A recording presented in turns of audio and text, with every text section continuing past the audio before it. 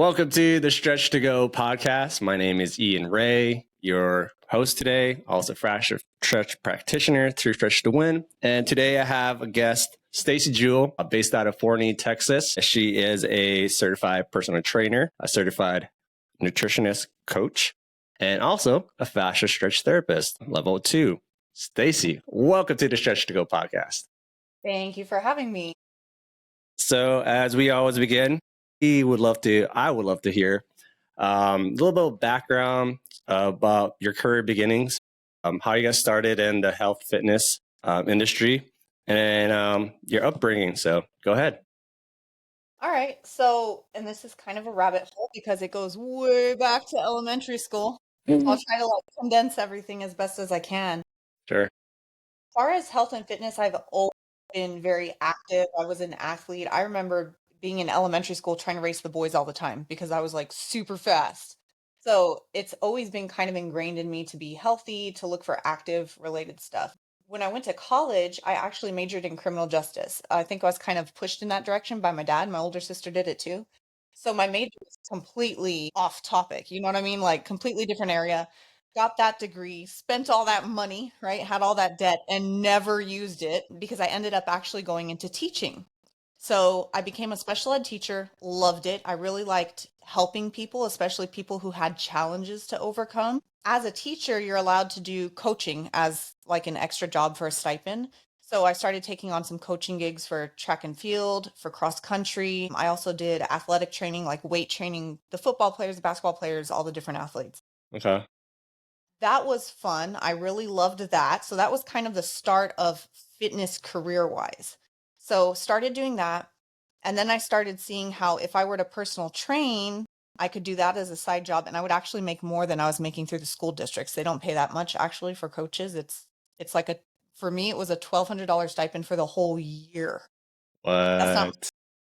yeah, Yeah. it's pretty bad. And then people wonder sometimes why they get these coaches that don't really want to do much. They're not getting paid much. So I put all my effort into that, but then I started kind of pouring into learning how to do personal training. Went ahead and got my NASM certification for personal training and nutrition coaching. And started doing that on the side. So I was teaching, coaching, and personal training. I was also taking classes, prerequisites for physical therapy, because that was another field I was looking into getting into. Partway through this, I have a friend who had her FST certifications all through level 3. She's also a massage therapist.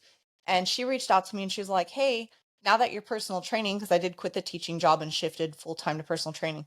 She's like, why don't you get this FST certification? She kept trying to get me to move out to Dallas for years. And I was like, no, I'm going to stay in El Paso and make things work.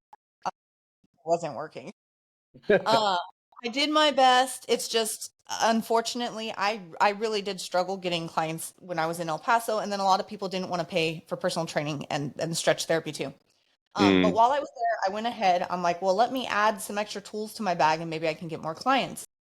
So I went and got the level 1, did that for a year, started building up clients like pretty quickly, actually. They really enjoyed it.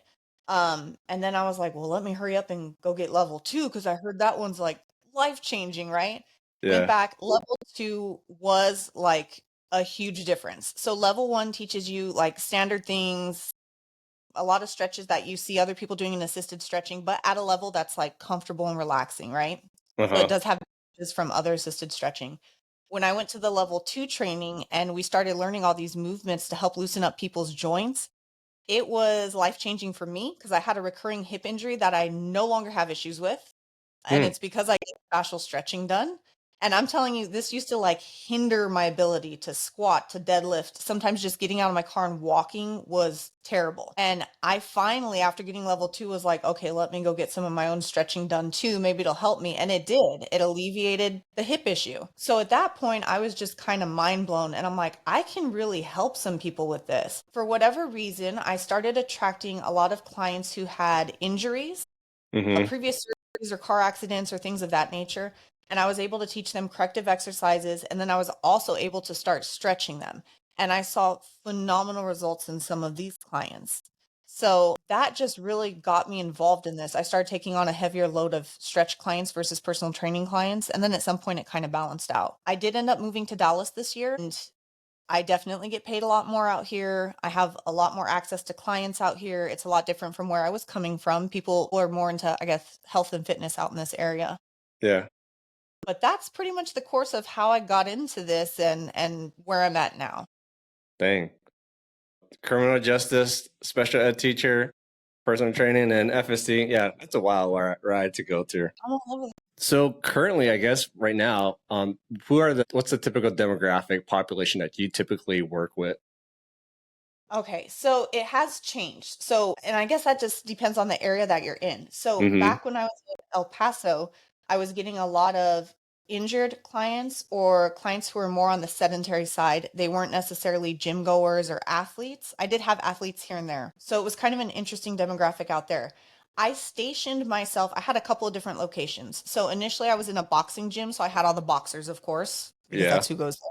That was awesome. I did have my table in a spot that was like out open in the gym, and the athletes didn't mind. But then I had clients who didn't want to come in there. The clients who weren't boxers, who were trying to come in to get stretched, they were uncomfortable with everyone being around them. And I get it, right? They wanted more of like the spa location. Yeah. So then I opened up another office out of a gym called Fit City Gym in El Paso. Real nice gym, quiet, not super busy. And I had my own separate little spa section. So I would work with them in there, and that was more the clients who didn't work out as much or weren't gym members and who just wanted like a relaxing spa environment. When I moved up here to Dallas, I actually got into a golf club called Birch Golf Club, and that was pretty awesome because they feed you your clients. And there I got a variety.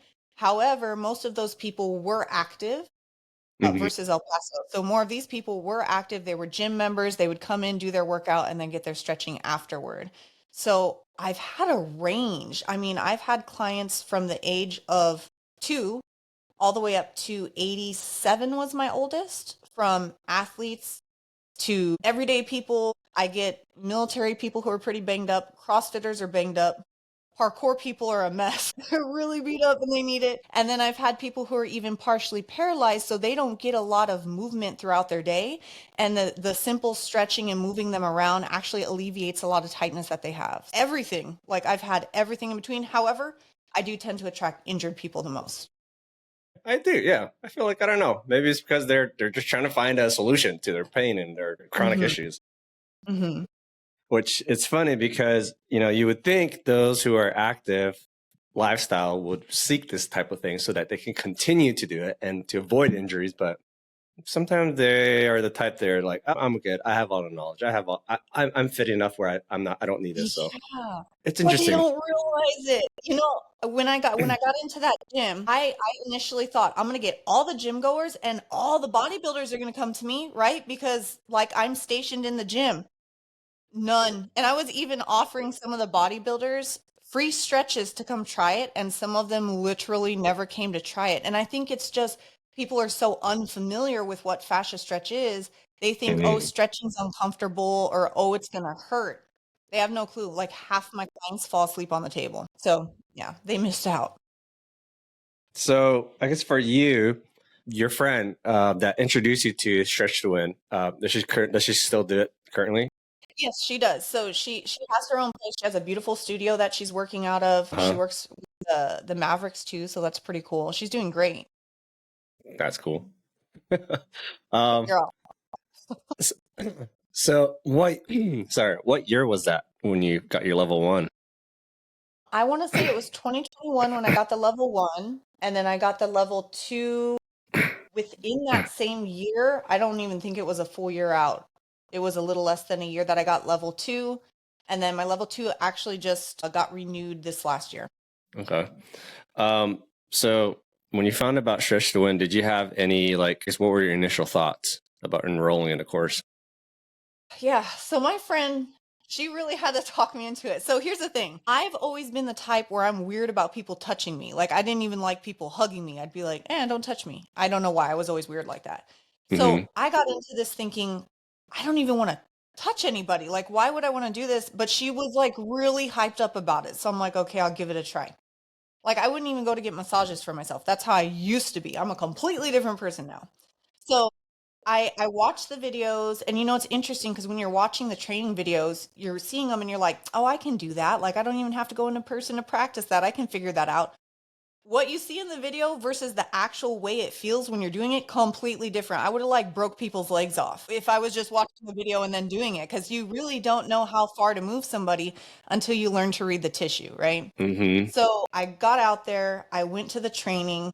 Initially, I was very guarded. They mentioned that during level 1. They're like, some people are guarded. I was one of those people that was like a stiff corpse, and they had a hard time moving me. You know what I mean? So I had to learn to relax myself. From just level 1 training, being around all that positive energy at Stretch to Win, and then having people like that were on a higher energy level than I was, because I was also I had just gone through a breakup. Like, there was a whole thing going on in my head. I was very negative when I went out there.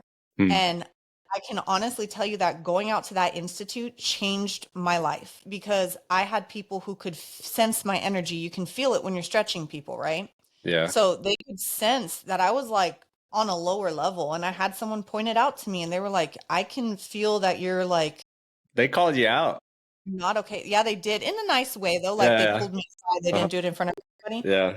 I was like, man, you know what? I am like, I'm really miserable. I'm really depressed right now. And then that made me want to even pursue this from a mental health aspect, because the stretching, the endorphin release, it made me feel so good. Like, I can't even explain it to people, and you'll know it when you have it done. You feel so relaxed, so safe when your therapist is working on you. And I needed that. I didn't know I needed it, but I needed it. Mm-hmm. So coming back from just level 1 training, I had a completely different mindset. Like, I fell in love with body work. I wanted to learn as much as I can. I still want to pursue different types as well and go get my level 3. But it was just like my life changed. I had a new career path. I had something that I could also have done to me that would help me with mental and physical health. So it was just great. But yeah, that's how that went. My hesitation just initially was, I don't even like touching people. How am I going to do this? But I fell in love with it. Yeah. Yeah. That is true, though. I think I agree. When I went to my level 1 this past July, the hesitancy for me was like, I've never worked on the body either. Like, and it's a thing that I guess if you're not used to that type of intimate setting 101, like it does kind of could scare people away. But you know after that 1 week of that course, I think I got more comfortable and still am comfortable. So it's to me, I think anyone who has not done any type of body work, at least this is safe. You have your people have their clothes on. You don't have to worry about that. It's such a safe modality too. Like, you're not injuring them. You can't. I mean, because they will tell you right away. But definitely, I think it's great that you got those skills and that you were able to overcome that. How about this? Currently, how are you using fascia stretch therapy with your clients currently? So right now I use it to supplement my personal training. So pretty much all of my fascia stretch clients are typically also training with me, unless it's an online client, because I do online coaching too. So obviously they're not in town. I can't help them. Yeah. But for my in-person clients, I embed the fascial stretch therapy as part of their fitness program.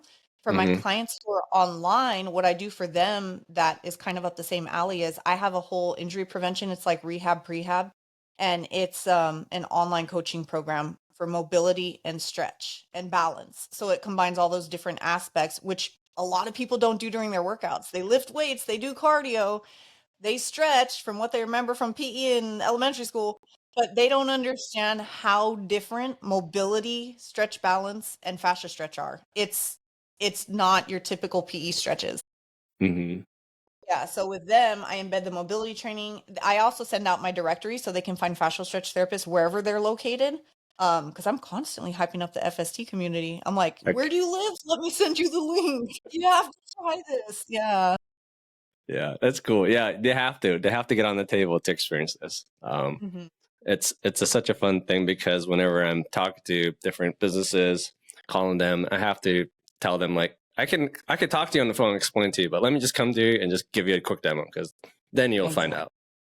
Yep. So for you, when you have to explain to your clients what fascia is, how do you explain that to them in simple terms? Yeah. So I've had a couple of different ways I explain it, because I'm trying to like troubleshoot what's the most comprehensive for them, like what they understand. I initially started out telling people, like, if you think of a water balloon, you have the rubber outside, right? Like if I poke it here, it might move it here. If I poke it here, like it's all interconnected around the water balloon, right? Just because you're moving one section doesn't mean it's not going to impact all the rest. It actually does. And then I got to the point where I was watching more of the fascia videos and the sliding and gliding and all that stuff that happens. And I start to think now of it more like a spider web that covers your body and kind of Hmm. interconnects everything. If you have injuries or you have any sort of trauma, even like related to your mental health, if you're holding trauma in a certain section like your chest, your throat, you feel it in different places, the fascial stretch therapy can help loosen up and alleviate that area. If you're dehydrated, you can have a tensed up fascia as well. So just kind of trying to explain to them that it's all connected and it's across the body, including your brain and everything, right? Hmm. So a big thing that I think I have to explain to people as well, I find myself explaining it, is like the kinetic chain. How one client, for instance, she was having pain in, what was it? It was her arm and chest muscle a little bit. And we, after moving her around, connected it to her neck. It was actually her neck tightness, which was pulling on this whole area. I did a neck stretch on her, not the arm and bicep. I did a neck stretch on her and it alleviated it. And she was like, oh my gosh. Last night, one of my clients too, same thing. He was tense here, but when he was doing his front pulls, he noticed that it was not moving as high on one side. We did some stretches right there on the spot and he was like, oh, it's gone. So I think explaining to them too how different parts of your body are connected. If you're having like a hip issue, it might actually be your back causing it. Just that interconnectedness, I think, is important for them to understand. Yeah, that's true. I myself too, when I'm with clients, the kinetic chain is such a key thing for people to know, like, it travels up, it travels across. And especially like for me, I'm a barefoot proponent. So I believe everything starts from the ground up. You have freaking stiff ankles, that's going to travel up to your knee, to your hip, to your back. I mean, yeah. And same thing. I mean, it can go all the way to your head. So I think if people are more aware that, like you said, everything is connected, they can see that that pain point is not the source of it. Like you're explaining, it's somewhere else. And Mm-hmm. that's the great thing about us as fascia stretch therapists, that we are able to educate those clients to say, this is how we solve your problems, is to the stretches, because we can't just focus on that area that hurts. It's the whole body. Where is it pulling it originating from?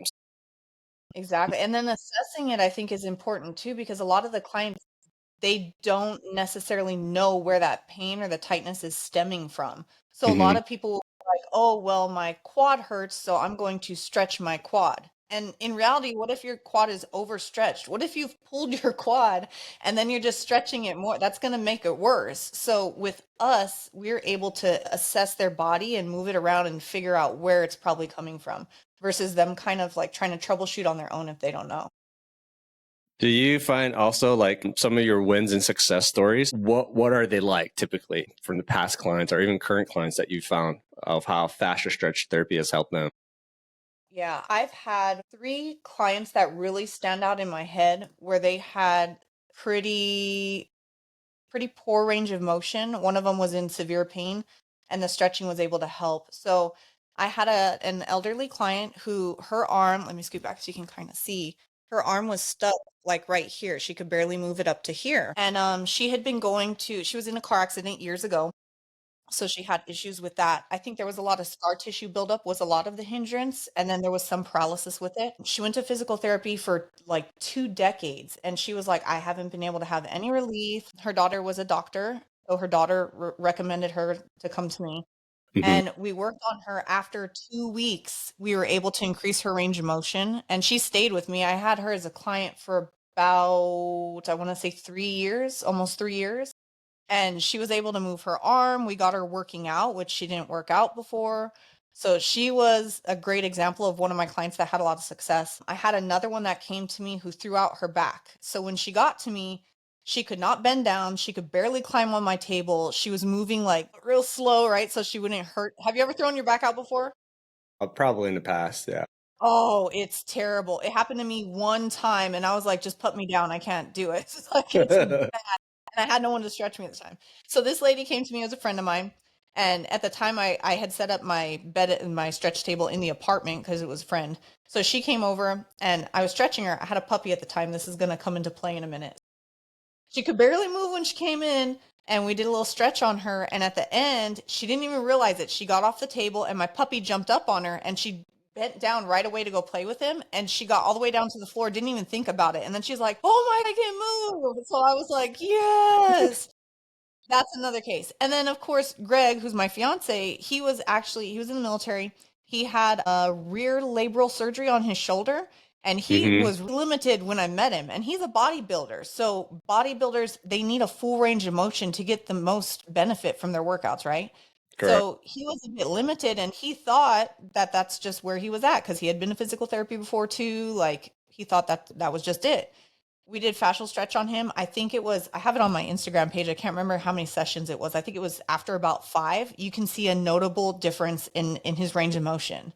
So like, that's just a few examples, but I've had everything from people who've had surgeries to accidents, multiple sclerosis, scoliosis is another common one, and they all reap benefits from it. Like I haven't had a single client who's like, your stretching sucks. Like it's been great for all of them.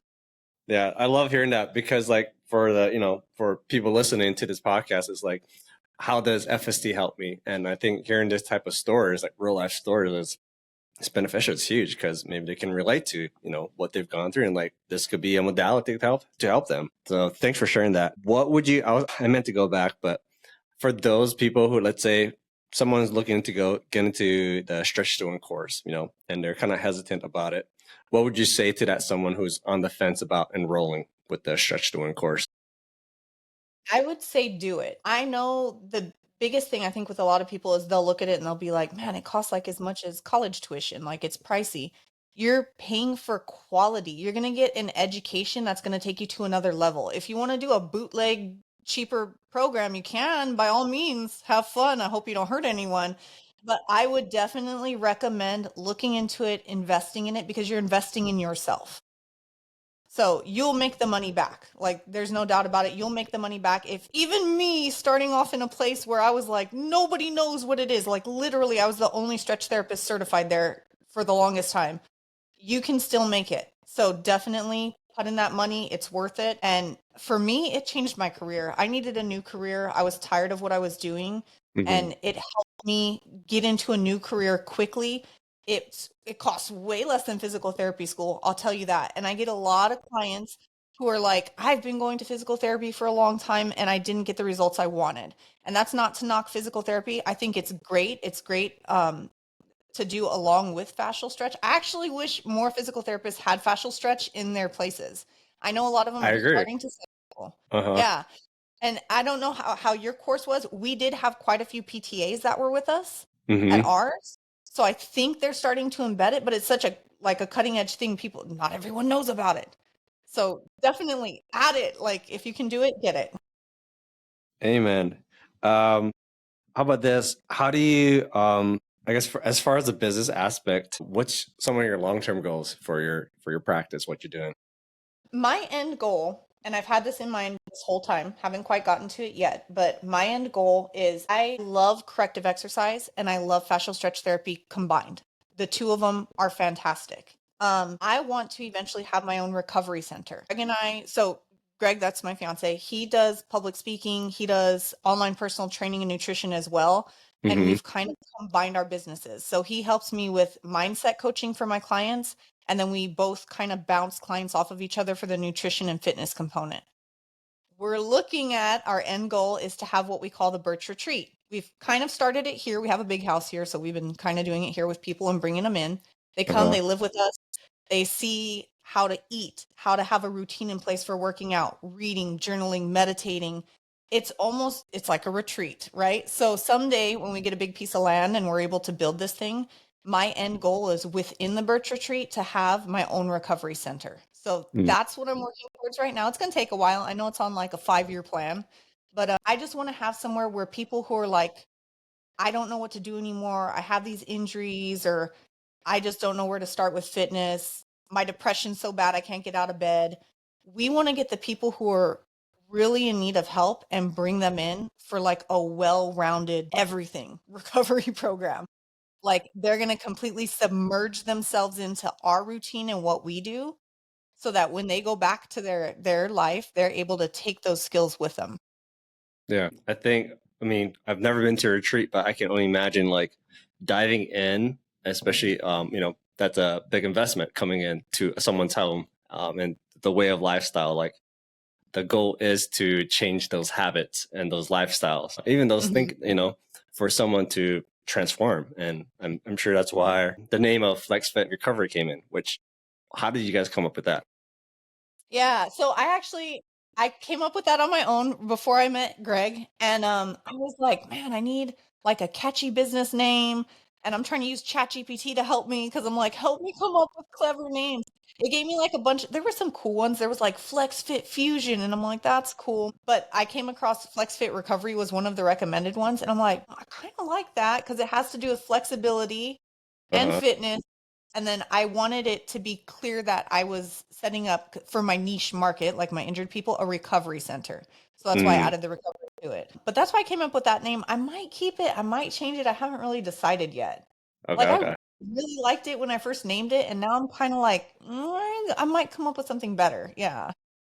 Gotcha. No, I mean, it evolves, it changes. So I can see that. I mean, yeah, right now it's working, but like you're Yes. saying, in the 5-year run, I mean, who knows? It might be different for you guys. Yeah. We'll see where we're going. As far as fascia stretch therapy, personally, since you've been doing it from 4 years ago, how do you see FST evolving in the future? Oh, I can only imagine. I know there's a level 4 now. Did you know that? Yes. Yeah, there's what I don't even know what level 4 consists of yet. I think I can't remember how they broke it up because level 3 was more like nerve related and for athletes, wasn't it? Yeah, I think there's the medical portion you could go to or the sports specific. But now it's at level 4 sports specific, and they focus more on the iliacus, Okay. but it's more detailed, I guess, for sports. So Yeah. yeah. I mean, if I were to imagine like what directions they would go, I feel like they cover so much already. Hmm. I feel like now it's a matter of they've taken it to Arizona State University, right? So that we can have some documentation to support it because we know it works. Now they're getting the documentation, the studies, so that we have that to go and show people like it's actually effective. Here are the studies. At this point, I feel like if we were to get it more into like physical therapy places, massage therapy places, chiropractors' offices, because I don't know about your experience, but in my experience, I had a lot of massage therapists who saw me as competition as opposed to a good supplement to what they were offering.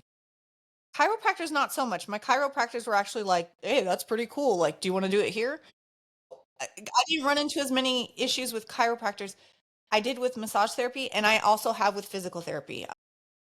To give you an example, I called a place, it was a senior living home, and I asked, what programs do you currently have in place as far as like physical therapy or body work or anything like that? And they told me they had physical therapy. And I'm like, okay, do they offer fascia stretch therapy? And she said no. And I'm like, awesome. Can I come by and do some sample stretches on your people so that you can see what it feels like? And maybe we can start using my therapy at your clinic. And the lady told me, no, we already have physical therapy. And I was like, Yeah, ma'am, I understand that, but I get the same thing too. Yeah. yeah, and I'm like, they don't know. I get it. To them, Hmm.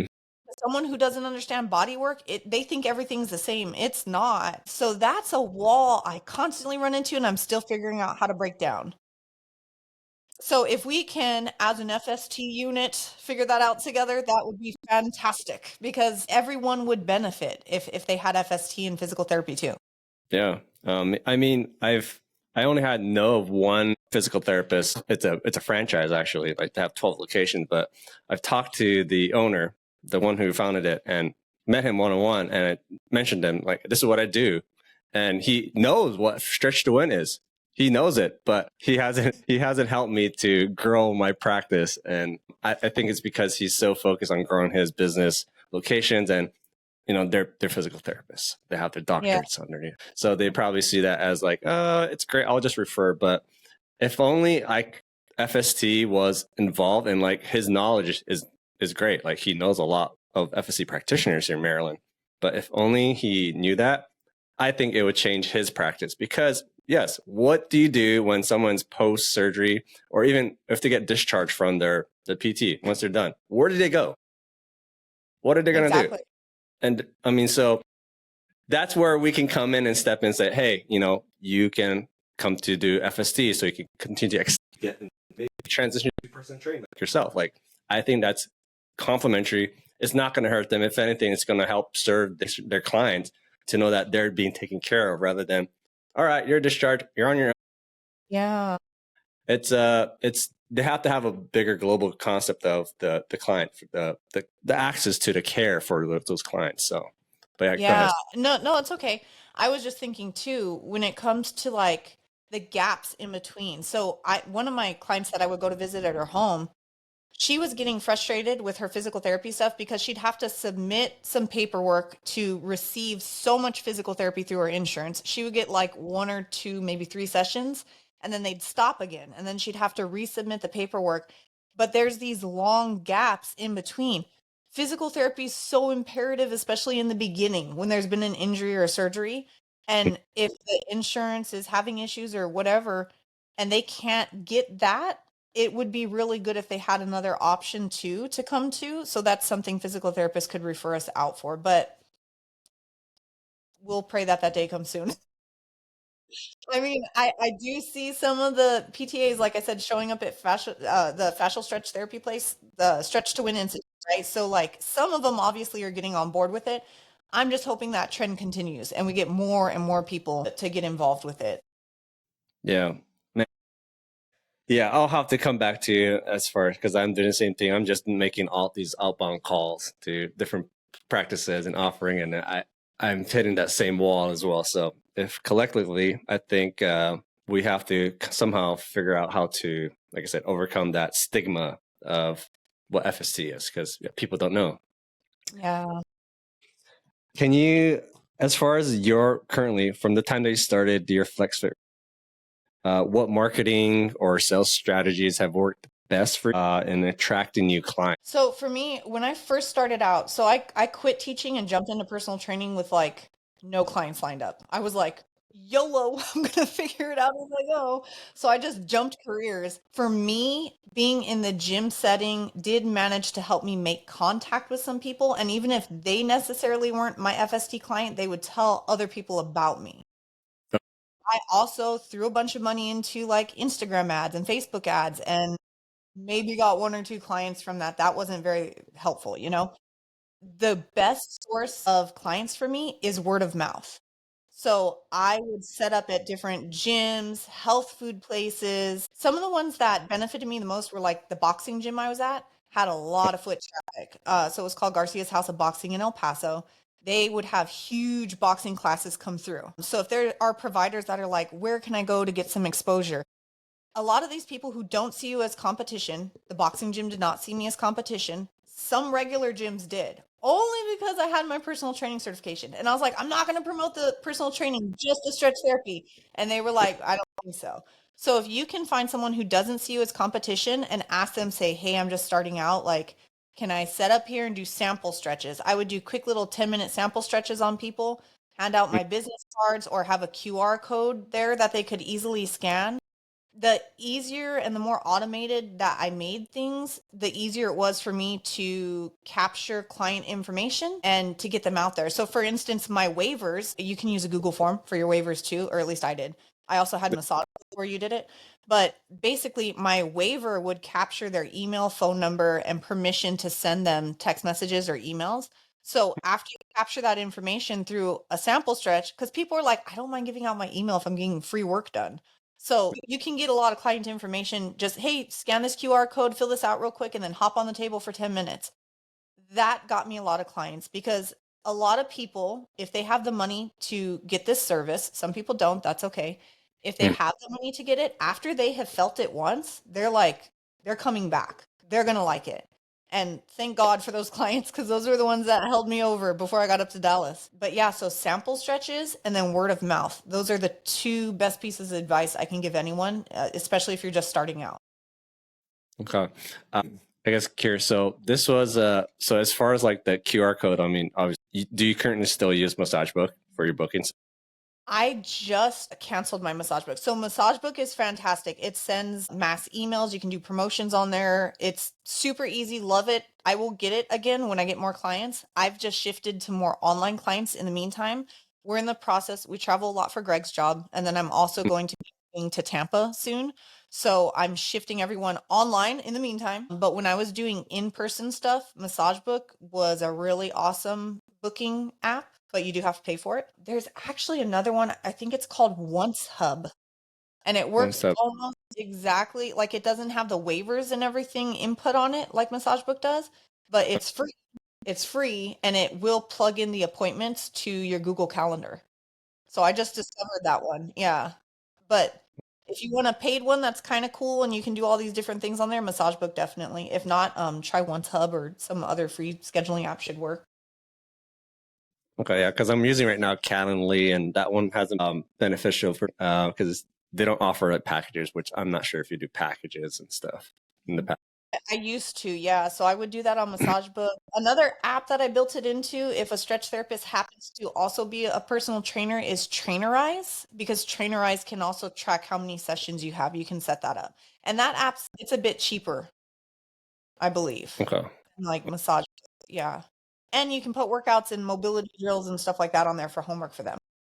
that's good to know. Yeah, especially if someone's doing corrective exercise, that thing that's beneficial Hmm. to include.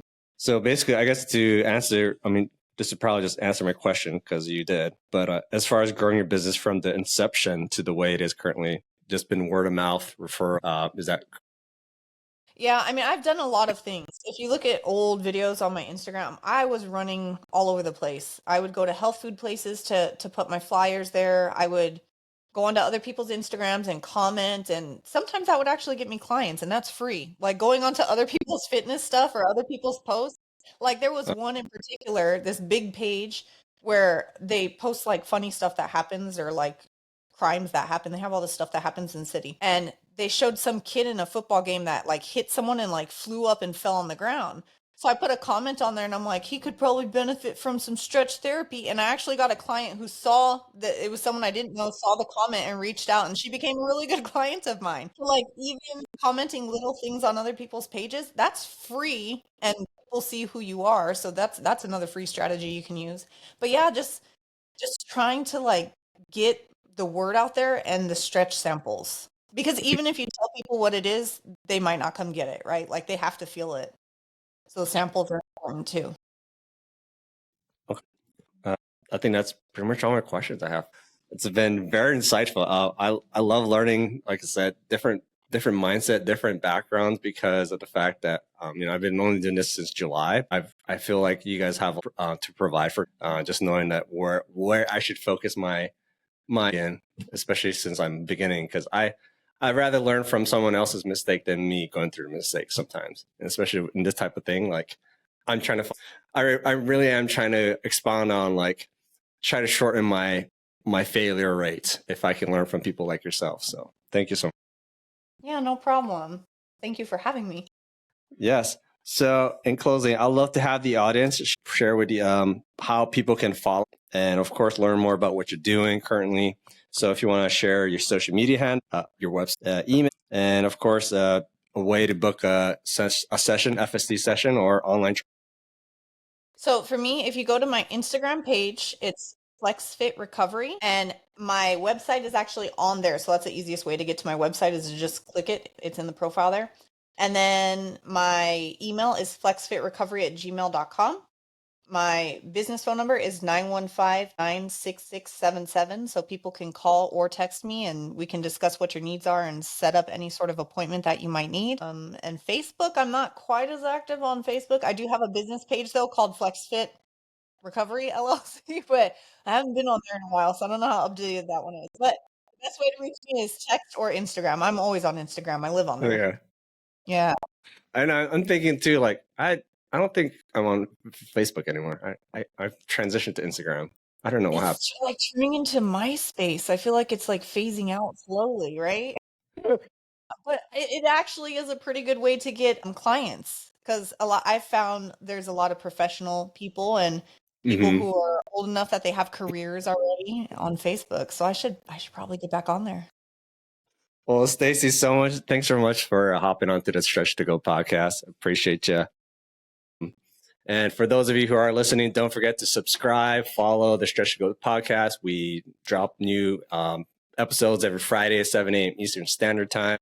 And those of you who are looking to either become a FST practitioner or looking for a practitioner in your area, please go to stretchtowin.com. You can learn about this fantastic modality that Kirsten and Frederick have put together so you can become a FST practitioner like Stacie and myself and many others who are on this podcast because, goodness, we need more practitioners to help heal. Thanks again, Stacie, for helping. Thank you. All right. See you.